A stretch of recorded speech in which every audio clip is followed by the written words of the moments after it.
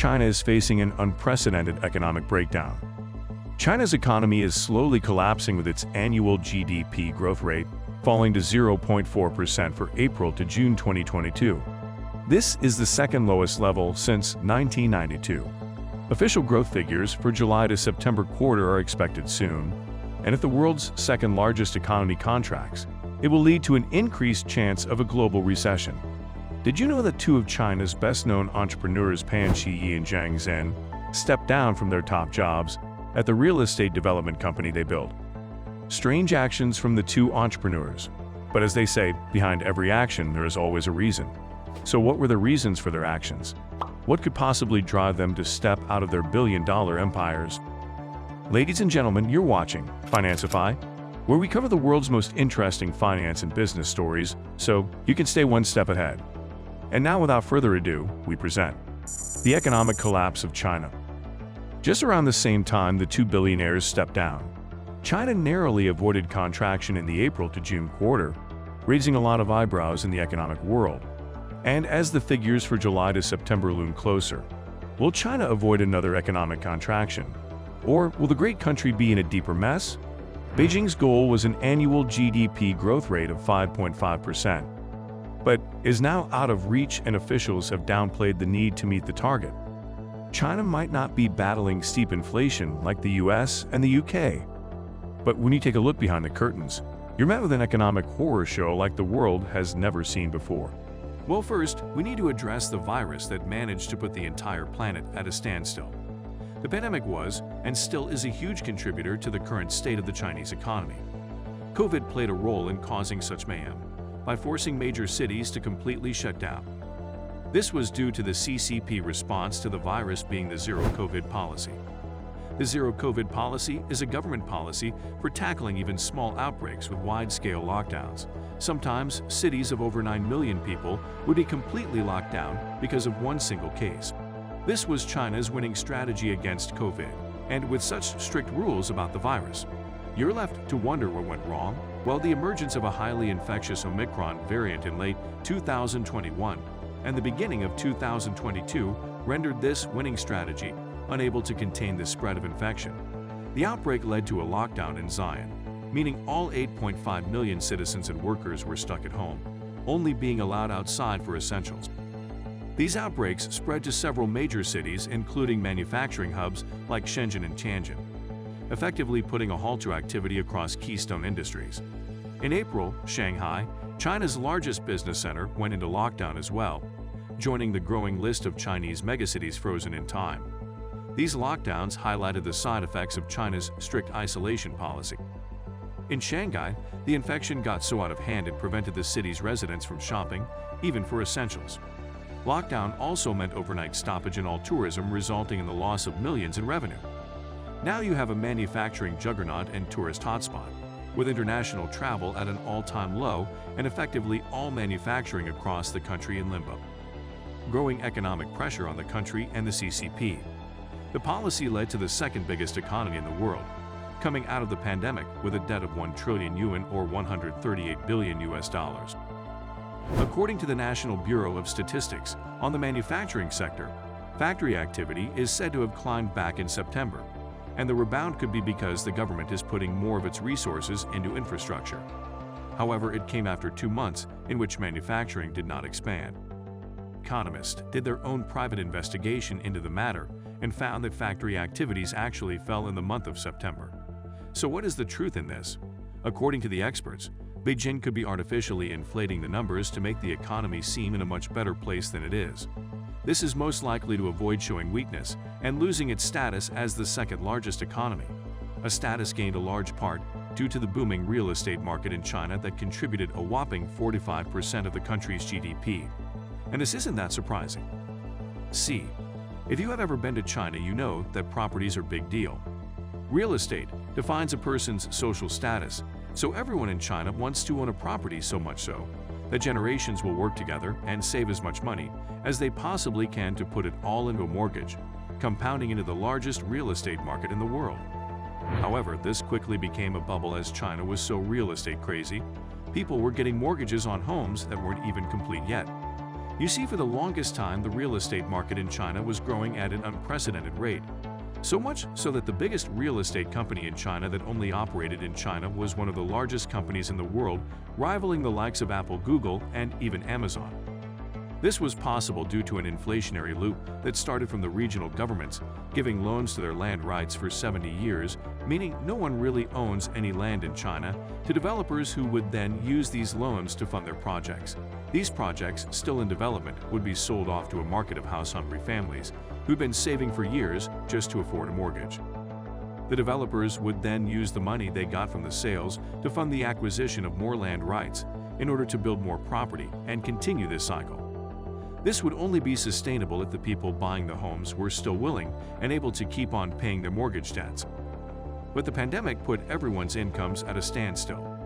More and more people were unable to pay, meaning the developers were unable to continue construction on the properties, meaning that people lost faith in the housing market and would stop paying their mortgage debts as times were so unstable and you couldn't really afford to be wasting your money on something that might never get finished. Especially when one single COVID case could lead to your whole city being locked down and you unable to work and make money. This results in developers who can't sell or even complete projects in order to pay back what they owe to the provincial governments. Ghost cities comprised of giant empty skyscrapers with no hope of ever getting completed, and a debt crisis, unlike the world has ever seen before.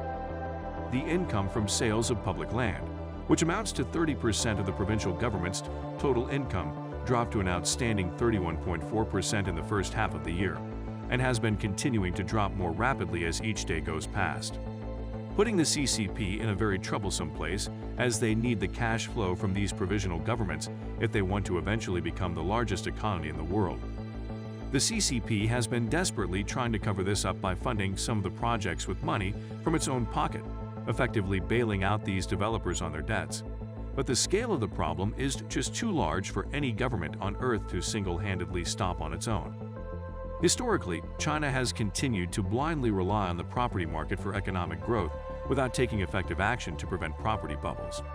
This has caused real estate prices to balloon to a ludicrous level, meaning the average household, who hasn't been working for half the year now, needs to pay more for homes whose value has been on a steady decline and show no signs of returning back to normal. Consider that real estate makes up 2/3 of household wealth. This means any significant fall in property values is guaranteed to cause major discontent among the public. If China fails to take clear action on the bankruptcy of major property developers and the issue of stalled work on presold flats, the Chinese property bubble has effectively popped. But this rapid decline in home prices, the number of abandoned projects, and the population being unable or simply refusing to pay back their mortgage loans means that major Chinese banks are failing and running out of money. Recently, more than 300,000 people in China woke up horrified to find out that their bank accounts were frozen or simply didn't exist at all, meaning entire families had now lost their entire fortune and now had no way to even buy a meal for that night. The news of this event led to bank rushes all across China, where thousands of protesters were showing up at the headquarters of major banks demanding their money. The people of China were shaken and wanted to know what was happening to their money, which they thought was secured. The growing civil unrest led to nationwide protests by angry residents who had just lost their life's work. They were demanding answers and, more importantly, they wanted their money back. CCP has worked overtime to censor and suppress these protests with actions like using the COVID tracking app all citizens were required to sign up for during the pandemic to stop residents from being able to use any kind of public transport, to even going as extreme as sending government officers in unmarked all-white uniforms to meet these protesters head-on and arrest anyone they could get their hands on. In addition, the CCP is trying to shield the world from knowing what is happening in their country by quickly taking down any videos of the current events, but there is simply too much going on to be stopped by one government. The rapid drop in demand for new homes has reduced the need for imports of goods and commodities, and day by day the residents of China are taking action, joining in on protests as victims of unfinished projects and lost savings. The CCP use of force shows how desperate they are to maintain power, but despite their actions, they are slowly losing their grip and reign over the people of China. The people are standing up for themselves and refusing to get bullied to pay their mortgages on unfinished and non-existing homes. And according to a CNBC News report, Properties in China are set to plunge a staggering 30% lower than the housing crisis that occurred in 2008 in the US. In that period, sales dropped by 20%, which was enough to cause an economic disturbance. The difference is that nearly 70% of China's wealth is stored in the housing market. And what do you think happens when the real estate market collapses? The short answer is the people of China were no longer investing in their own county, further accelerating the economic strain on the CCP. But it's not just the people of China who are no longer investing in its economy. Despite the CCP's best attempts, the world has taken notice of the economic instability and chaos currently plaguing China. And investors are now sensing a shift in Beijing. Some of China's most successful private companies have come under greater scrutiny as the CCP tries to consolidate its power.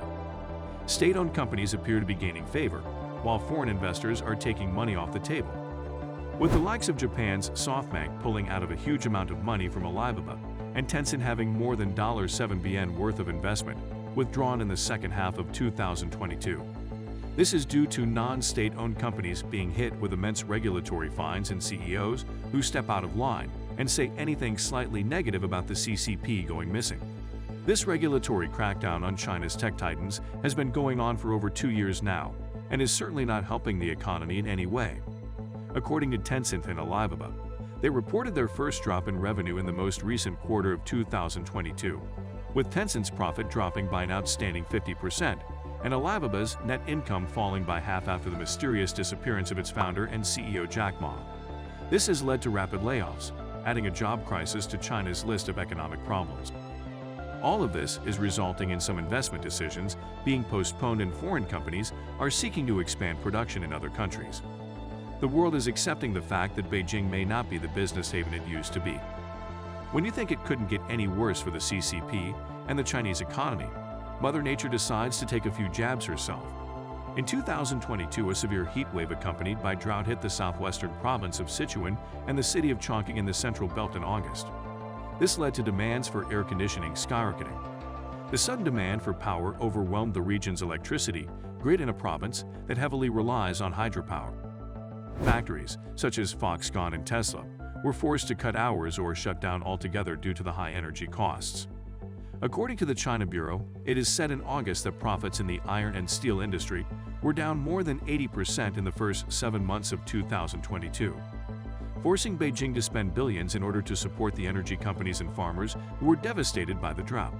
As we're in the second half of 2022, we're fast approaching the 20th National Congress, where the CCP will have a vote to decide if the current president will continue his third term or be replaced by a new leader. The CCP has had the plan to take the #1 spot in terms of global economies and had planned for a 5.5% growth in GDP every year until 2035. The current economic state of China, due to its reliance on its massive manufacturing industry and even more massive housing market, makes this very unlikely only 2 years after the plan was unveiled. The CCP has also refused to post its economic report for the country, meaning things may be even worse than anyone could have predicted. The reliance on one single aspect of the economy holding up the entire country's growth has proven to be a massive mistake on the part of the CCP. Another super-rich country may be following in its footsteps. Saudi Arabia, under the rule of its royal family and Prince Mohammed bin Salman, has become the largest oil reserve on the planet, making the state-owned company Saudi Aramco the most valuable company in the world, valued at over $2 trillion, may be in similar waters as the world aims to move away from fossil fuels. If you want to know more about how this all went down, like, subscribe, and click on the suggested video at the end of this one. Thanks for watching.